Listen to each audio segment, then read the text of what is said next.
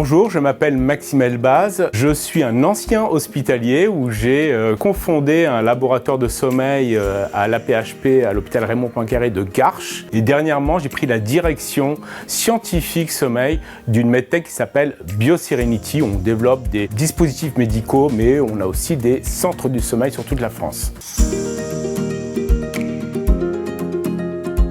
Alors, grâce à l'enquête Odoxa commandée par la MNH, on sait que les travailleurs de nuit dorment 1 heure de moins par rapport aux travailleurs de jour.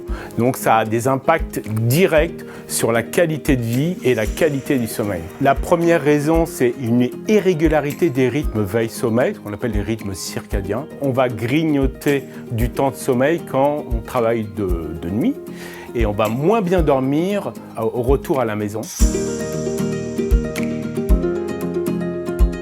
On a constaté qu'il y a une dégradation du temps de sommeil du personnel hospitalier qui va avoir des conséquences directes sur les fonctions cognitives, donc les fonctions mentales, physiques, mais même cardiovasculaires, voire métaboliques. Ce qui est très important, c'est la régularité des heures de coucher et surtout de lever. C'est surtout se réveiller toujours à la même heure, le week-end compris.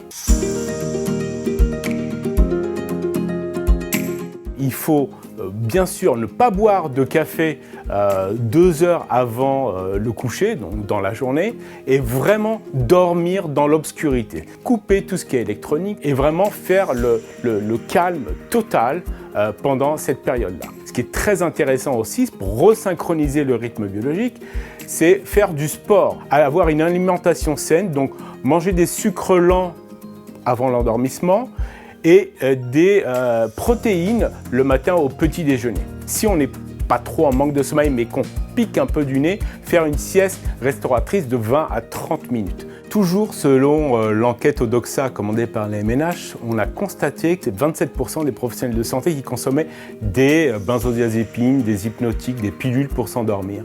Il faut vraiment faire un bilan et connaître un peu la cause. Il y a peut-être un problème sous-jacent comme une insomnie. Donc si vous prenez des médicaments, n'hésitez pas à aller consulter votre médecin traitant, voire un spécialiste du sommeil. Il en existe 60aine de centres de sommeil en France.